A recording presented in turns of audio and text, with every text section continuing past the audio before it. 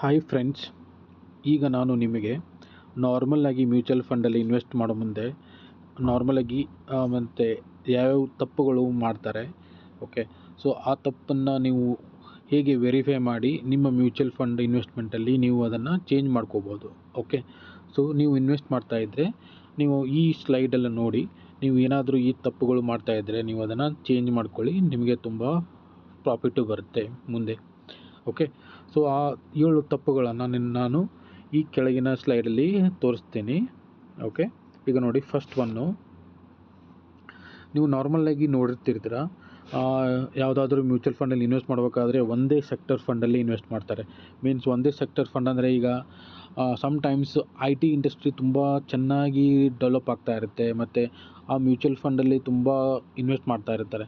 So ಆ ಟೈಮಲ್ಲಿ ನೀವು ಓನ್ಲಿ IT ರಿಲೇಟೆಡ್ ಮ್ಯೂಚುವಲ್ ಫಂಡ್ಸಲ್ಲೇ, ಸೆಕ್ಟರ್ ಫಂಡ್ಸಲ್ಲೇ ಇನ್ವೆಸ್ಟ್ ಮಾಡಿದರೆ ನೆಕ್ಸ್ಟು ಸಮ್ಟೈಮ್ಸ್ ಅದು IT ಬೂಮ್ ಕಮ್ಮಿಯಾಗಿ ನೆಕ್ಸ್ಟು ಮೆಟಲ್ಸ್ ಸೆಕ್ಟರ್ ಡೆವಲಪ್ ಆಗ್ಬೋದು, ಇಲ್ಲ ರಿಯಲ್ ಎಸ್ಟೇಟ್ ಡೆವಲಪ್ ಆಗ್ಬೋದು. ಸೊ ಅದಕ್ಕೋಸ್ಕರ ನೀವು ಒಂದೇ ಸೆಕ್ಟರನ್ನು ಫೋಕಸ್ ಮಾಡಬೇಡಿ.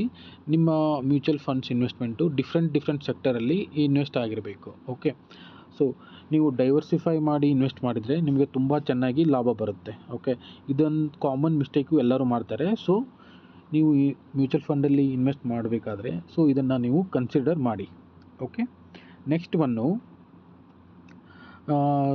ನಾರ್ಮಲಾಗಿ ಎಲ್ಲರೂ ಮ್ಯೂಚುವಲ್ ಫಂಡ್ಸಲ್ಲಿ ಮತ್ತು ಶೇರ್ ಮಾರ್ಕೆಟಲ್ಲಿ ಇನ್ವೆಸ್ಟ್ ಮಾಡೋ ಮುಂದೆ ಫಸ್ಟು ಅದರದ್ದು ಫಾಸ್ಟ್ ರಿಟರ್ನು, ಮೀನ್ಸ್ ಹಿಂದಿನ ಲಾಭ, ಮೀನ್ಸ್ ಲಾಸ್ಟ್ 5 ಇಯರ್ಸ್ ಎಷ್ಟು ರಿಟರ್ನ್ ಕೊಟ್ಟಿದೆ, ಲಾಸ್ಟ್ 10 ಇಯರ್ಸ್ ಎಷ್ಟು ರಿಟರ್ನ್ ಕೊಟ್ಟಿದೆ, ಆ ಥರ ನೋಡ್ತಾ ಇರ್ತಾರೆ. ಓಕೆ, ಅದು ಸಮ್ಟೈಮ್ಸ್ ಓಕೆ, ಬಿಕಾಸ್ ಅದು ಹಿಸ್ಟ್ರಿಯನ್ನು ನೀವು ಅನಲೈಸ್ ಮಾಡಿ ಅದ್ರ ಮೇಲೆ ನೀವು ಇನ್ವೆಸ್ಟ್ ಮಾಡ್ಬೋದು. ಬಟ್ಟು ನೀವು ಕನ್ಸಿಸ್ಟೆನ್ಸಿ ಮತ್ತು ಆ ಫಂಡನ್ನ ಮ್ಯಾನೇಜ್ ಯಾರು ಮಾಡ್ತಾ ಇದ್ದಾರೆ ಅವ್ರದ್ದು ಕನ್ಸಿಸ್ಟೆನ್ಸಿ ಎಷ್ಟಿದೆ ಅದನ್ನೆಲ್ಲ ನಿಮಗೆ ಇನ್ ಡಿಟೇಲಾಗಿ ತಿಳ್ಕೊಂಡು ಆಮೇಲೆ ಆ ಫಂಡ್ ಮೇಲೆ ಇನ್ವೆಸ್ಟ್ ಮಾಡಿ. ಮೀನ್ಸ್ ಆ ಫಂಡ್ ಮ್ಯಾನೇಜರ್ದು ಎಷ್ಟು ಎಕ್ಸ್ಪೀರಿಯೆನ್ಸ್ ಇದೆ, ಆ ಫಂಡಿಂದು ಎಷ್ಟೆಷ್ಟು ಅವ್ರು ಮ್ಯಾನೇಜ್ ಮಾಡಿದ್ದಾರೆ, ಎಷ್ಟು ಅಮೌಂಟ್ ಫಂಡ್ ಅವ್ರು ಮ್ಯಾನೇಜ್ ಮಾಡಿದ್ದಾರೆ, ಸೊ ಅವ್ರು ಮತ್ತೆಲ್ಲೆಲ್ಲಿ ವರ್ಕ್ ಮಾಡಿದ್ದಾರೆ ಪ್ರೀವಿಯಸ್ ಆಗಿ. ಸೊ ಆ ಥರ ಎಲ್ಲ ಮ್ಯಾನೇಜ್ಮೆಂಟನ್ನು ತಿಳ್ಕೊಂಡು ಇನ್ವೆಸ್ಟ್ ಮಾಡಿದರೆ ನಿಮಗೆ ತುಂಬ ಲಾಭ ಆಗೋದು ಗ್ಯಾರಂಟಿ. ಓಕೆ, ಸೊ ಅದಕ್ಕೋಸ್ಕರ ಇದು ಒಂದು ಪಾಯಿಂಟನ್ನು ಕನ್ಸಿಡರ್ ಮಾಡಬೇಕು. ಓಕೆ, ನೆಕ್ಸ್ಟು ಬಿಗಿನರ್ಸು, ಈಗ ಮ್ಯೂಚುವಲ್ ಫಂಡ್ಸಲ್ಲಿ ಇನ್ವೆಸ್ಟ್ ಮಾಡೋ ಮುಂದೆ ಬಿಗಿನರ್ಸು ಡೈರೆಕ್ಟಾಗಿ ರೆಗ್ಯುಲರ್ ಫಂಡಲ್ಲೇ ಇನ್ವೆಸ್ಟ್ ಮಾಡಿಬಿಡ್ತಾರೆ, mutual fund, regular fund. Okay, but ಅದರಲ್ಲಿ 2 ಆಪ್ಷನ್ ಇದೆ, ಒಂದು ರೆಗ್ಯುಲರು, ಒಂದು ಡೈರೆಕ್ಟ್ ಫಂಡ್ ಅಂತ. ಓಕೆ, ನೀವು ರೆಗ್ಯುಲರ್ ಫಂಡ್ ಇನ್ವೆಸ್ಟ್ ಮಾಡಿದರೆ ನಿಮಗೆ ಕಮಿಷನ್ ಅಂತ ಹೆಚ್ಚು ಅಮೌಂಟು ಕಟ್ ಆಗುತ್ತೆ. ಓಕೆ, ಮತ್ತು ನಿಮಗೆ ಅದರಲ್ಲಿ ಪ್ರಾಫಿಟ್ ಕಡಿಮೆ ಕೊಡ್ತಾರೆ. ಓಕೆ, ಮತ್ತು ನಿಮ್ಮದು ಮತ್ತು ಇನ್ವೆಸ್ಟ್ಮೆಂಟ್ಸು ಖರ್ಚೆಲ್ಲ ತೆಗೆದು ಆಮೇಲೆ ನಿಮಗೆ ಪ್ರಾಫಿಟ್ ಆಗುತ್ತೆ. ಸೊ ಅದರ ಬದಲಿ ನೀವು ಡೈರೆಕ್ಟ್ ಫಂಡ್ ಅಂತ ಇರುತ್ತೆ. ಓಕೆ, ಅದರಲ್ಲಿ ನೋ ಕಮಿಷನ್, 0 ಕಮಿಷನ್ ಇರುತ್ತೆ, ನಿಮಗೆ ಪ್ರಾಫಿಟ್ಟು ತುಂಬ ಚೆನ್ನಾಗಿ ಆಗುತ್ತೆ. ಮೀನ್ಸ್ ನೀವು ಕಮಿಷನ್ನು ಕೊಟ್ಟರೆ ನಿಮಗೆ ಲಾಭದಲ್ಲಿ ಸ್ವಲ್ಪ ಅಮೌಂಟು ಕಟ್ಟಾಗಿ ಆಮೇಲೆ ನಿಮಗೆ ಬರ್ತಾ ಇರುತ್ತೆ. ಸೊ ಅದಕ್ಕೋಸ್ಕರ ನೀವು ಡೈರೆಕ್ಟಾಗಿ ಮ್ಯೂಚುವಲ್ ಫಂಡಲ್ಲಿ ಇನ್ವೆಸ್ಟ್ ಮಾಡಿದರೆ, ಡೈರೆಕ್ಟ್ ಫಂಡ್ ಅಂತ ಇರುತ್ತೆ, ಸೊ ಅದರಲ್ಲಿ ನಿಮಗೆ ಕಮಿಷನ್ 0 ಇರುತ್ತೆ. ಓಕೆ, ಸೊ ಇದೆಲ್ಲ ತುಂಬ ಹೆಲ್ಪ್ ಆಗುತ್ತೆ ನಿಮಗೆ, ಲಾಂಗ್ ಟರ್ಮಲ್ಲಿ ನಿಮಗೆ ತುಂಬ ಪ್ರಾಫಿಟ್ ಆಗುತ್ತೆ. ಸೊ ಅದಕ್ಕೋಸ್ಕರ ನೀವು ಯಾವಾಗಲೂ ಡೈರೆಕ್ಟ್ ಮ್ಯೂಚುವಲ್ ಫಂಡಲ್ಲೇ ಇನ್ವೆಸ್ಟ್ ಮಾಡಬೇಕು, not regular mutual funds. Okay, ಇದೊಂದು ಪಾಯಿಂಟನ್ನು ನೀವು ನೆನ್ಪಿಟ್ಕೊಳ್ಳಿ. ಓಕೆ, ಈಗ ನೆಕ್ಸ್ಟು ಸಮ್ಟೈಮ್ಸ್ ಈಗ ಬಿಗಿನರ್ಸು ಅಥವಾ ಸ್ವಲ್ಪ ಎಕ್ಸ್ಪೀರಿಯನ್ಸ್ ಆದವ್ರು ಏನು ಮಾಡ್ತಾ ಇರ್ತಾರೆ, ಅವರ ಫಂಡ್ ಡೈವರ್ಸಿಫೈ ಮಾಡಬೇಕಂತ ಆಲ್ಮೋಸ್ಟು 10 to 15 ಮ್ಯೂಚುವಲ್ ಫಂಡಲ್ಲೇ ಇನ್ವೆಸ್ಟ್ ಮಾಡ್ತಾರೆ. ಓಕೆ, ಅದು ಫುಲ್ ಡೈವರ್ಸಿಫೈಡ್ ಆಗಿ ಅದ್ರ ಪ್ರಾಫಿಟ್ಟು ನಿಮಗೆ ತುಂಬ ಕಡಿಮೆ ಆಗುತ್ತೆ. ಸೊ ಅದಕ್ಕೋಸ್ಕರ ನೀವು ನಿಮಗೆ ಗೊತ್ತಿದ್ದ ಸೆಕ್ಟರ್ಸು ಮತ್ತು ಗೊತ್ತಿದ್ದ ಮ್ಯೂಚುವಲ್ ಫಂಡ್ಸ್ ಟ್ರ್ಯಾಕ್ ರೆಕಾರ್ಡು, ಅವ್ರು ಯಾರು ಮ್ಯಾನೇಜ್ಮೆಂಟು, ಇದೆಲ್ಲ ನೋಡಿಕೊಂಡು 3 to 5 ಮ್ಯೂಚುವಲ್ ಫಂಡ್ಸಲ್ಲಿ, ಮೀನ್ಸ್ ಅದು ಡೈವರ್ಸಿಫೈಡ್ ಇರಲಿ, not only 1 sector mutual funds, 3 to 5 mutual fund invest ಮಾಡಿದರೆ ನಿಮಗೆ ತುಂಬ ಲಾಭವಾಗುತ್ತೆ. ಸೊ ಇದೊಂದು ಪಾಯಿಂಟ್ ನೀವು ಕನ್ಸಿಡರ್ ಮಾಡಬೇಕು. ಓಕೆ, ನೆಕ್ಸ್ಟ್ ಒನ್ನು, ಇದು ನಾರ್ಮಲಾಗಿ ಎಲ್ಲ ಇನ್ವೆಸ್ಟ್ಮೆಂಟರು ಮಾಡೋ ತಪ್ಪು. Okay, panic selling, means sometimes ಈಗ ನೋಡಿ, ಈಗ ವಾರ್ ನಡೀತಾ ಇದೆ.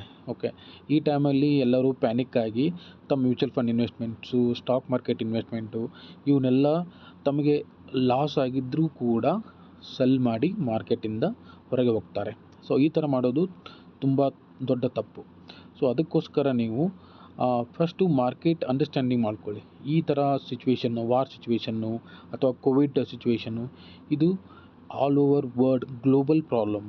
Okay, not only India economic problem. So ಇದನ್ನ ನೀವು ಸ್ವಲ್ಪ ತಿಳ್ಕೊಂಡು ವೇಟ್ ಮಾಡಿ ಪ್ಯಾನಿಕ್ ಆಗಿ ಸೆಲ್ ಮಾಡದೆ ಸ್ವಲ್ಪ ಲಾಂಗ್ ಟರ್ಮಲ್ಲಿ ಇನ್ವೆಸ್ಟ್ ಮಾಡಿದರೆ ನಿಮಗೆ ತುಂಬ ದೊಡ್ಡ ಪ್ರಾಫಿಟ್ ಆಗುತ್ತೆ.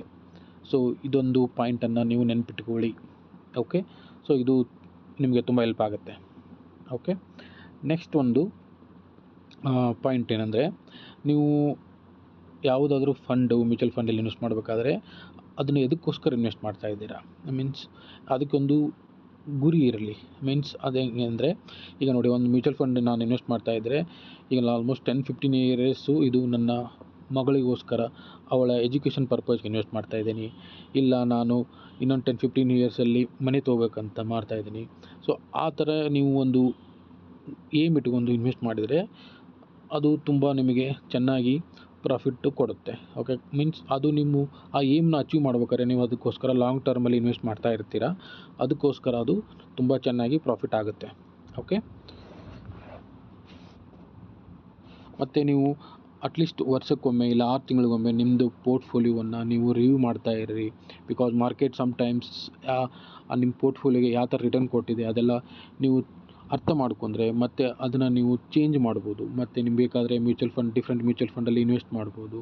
ಇಲ್ಲ ಹಳೆ ಮ್ಯೂಚುವಲ್ ಫಂಡನ್ನು ನೀವು ಅಮೌಂಟನ್ನು ತೆಗೆದು ಹೊಸ ಮ್ಯೂಚುವಲ್ ಫಂಡ್ ಮೇಲೆ ಇನ್ವೆಸ್ಟ್ ಮಾಡ್ಬೋದು. ಸೊ ಈ ಥರ ಸಮ್ಟೈಮ್ಸ್ ಅಟ್ಲೀಸ್ಟ್ 6 ಮಂತ್ಸು 1 ಇಯರ್ಗೆ ನಿಮ್ಮ ಪೋರ್ಟ್ಫೋಲಿಯೋನ ರಿವ್ಯೂ ಮಾಡ್ತಾ ಇರಬೇಕು. ಓಕೆ, ಇದೊಂದು ಪಾಯಿಂಟನ್ನು ನೀವು ಕನ್ಸಿಡರ್ ಮಾಡಬೇಕು. ಓಕೆ, ಮತ್ತು ಸಕ್ಸಸ್ಫುಲ್ ಇನ್ವೆಸ್ಟರು ಯಾವ ಥರ ಮಾಡ್ತಾರಂದರೆ, ಓಕೆ, ಅವರು ಕಂಟಿನ್ಯೂಸ್ ಆಗಿ SIP ಮಾಡ್ತಾ ಇರ್ತಾರೆ. Means if sometimes market down ಇರುತ್ತೆ, means war time, covid time ಇರುತ್ತೆ, ಆ ಟೈಮಲ್ಲಿ ಆಗಿದೆ. ಸೊ ಈ ಥರ ಸಮ್ಟೈಮ್ ಮಾರ್ಕೆಟ್ ಡೌನ್ ಇರುತ್ತೆ, ಆ ಟೈಮಲ್ಲಿ ಅವರು SIPನ ಸ್ಟಾಪ್ ಮಾಡಲ್ಲ. ಆ ಟೈಮಲ್ಲಿ SIPನ ಇನ್ಕ್ರೀಸ್ ಮಾಡ್ತಾರೆ ಸ್ಟಾಪ್ ಮಾಡಲ್ಲ. ಓಕೆ, ಮತ್ತು ಅವರು ಎಮರ್ಜೆನ್ಸಿ ಫಂಡ್ ಅಂತ ಸಪ್ರೇಟಾಗಿ ಸೇವ್ ಮಾಡಿರ್ತಾರೆ. ಮೀನ್ಸ್ ಸಮ್ಟೈಮ್ 6 ಮಂತ್ಸ್ ಅಮೌಂಟು ಇಲ್ಲ 1 ಇಯರ್ ಅಮೌಂಟು ತಮಗೆ ಎಷ್ಟು ಖರ್ಚಾಗ್ತಾ ಇರುತ್ತೆ ಅಷ್ಟು ಅಮೌಂಟನ್ನು ಅವರು ಎಮರ್ಜೆನ್ಸಿ ಫಂಡಾಗಿ ಮ್ಯೂಚುವಲ್ ಫಂಡಲ್ಲಿ ಅಥವಾ FD ಆಗಿಟ್ಟಿರ್ತಾರೆ. ಈ ಥರ ಅಮೌಂಟನ್ನು ಸಪ್ರೇಟಾಗಿ ಸೇವ್ ಮಾಡ್ತಾ ಇರ್ತಾರೆ. ಓಕೆ, ಮತ್ತು ನೀವು ಇನ್ಫ್ಲೇಷನ್ನು ಅದನ್ನು ಬೀಟ್ ಮಾಡಬೇಕಂದ್ರೆ ಸ್ಟೆಪ್ ಅಪ್ SIP ಇರುತ್ತೆ. ಮೀನ್ಸು ನೀವು ಸ್ಟೆಪ್ ಅಪ್ SIP ಮಾಡಿದರೆ ನೆಕ್ಸ್ಟ್ ಇಯರು ನಂದು SIP ಅಮೌಂಟು 10% ಇನ್ಕ್ರೀಸ್ ಆಗಬೇಕು. ಈ ಥರ ಅದು ಆಟೋಮೆಟಿಕ್ಕಾಗಿ ಸೆಟ್ ಮಾಡ್ಬೋದು. ಸೊ ಅದನ್ನು ನಿಮಗೆ ನೆಕ್ಸ್ಟ್ ವಿಡಿಯೋದಲ್ಲಿ ತಿಳಿಸಿಕೊಡ್ತೇನೆ. ಸೊ ಈ ಥರ ನೀವು ಸ್ಟೆಪ್ ಅಪ್ SIP ಮಾಡಿದರೆ ನೀವು ಇನ್ಫ್ಲೇಷನ್ನ ಬೀಟ್ ಮಾಡ್ಬೋದು. ಸೊ ಈ ಥರ ಪಾಯಿಂಟನ್ನು ನೀವೆಲ್ಲ ನೆನ್ಪಿಟ್ಕೋಬೇಕು. ಓಕೆ, ಈ 8 ಪಾಯಿಂಟ್ಸು ನಿಮಗೆ ಹೆಲ್ಪ್ ಆಗಿದೆ ಅಂತ ತಿಳ್ಕೊತೇನೆ. ಸೊ ಈ ಇನ್ಫಾರ್ಮೇಷನ್ ನಿಮಗೆ ಇಷ್ಟವಾಗಿದ್ದರೆ please subscribe, like and share my YouTube channel. Thank you.